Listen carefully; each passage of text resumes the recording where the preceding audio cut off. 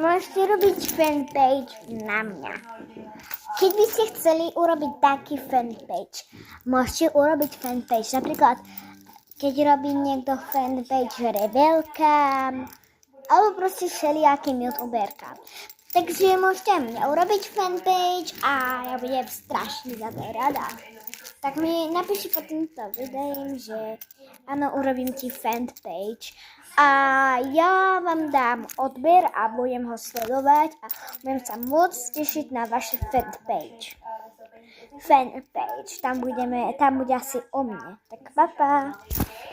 A zdravím všetkých mojich fanúšikov, teda mojich odberateľov. Čau.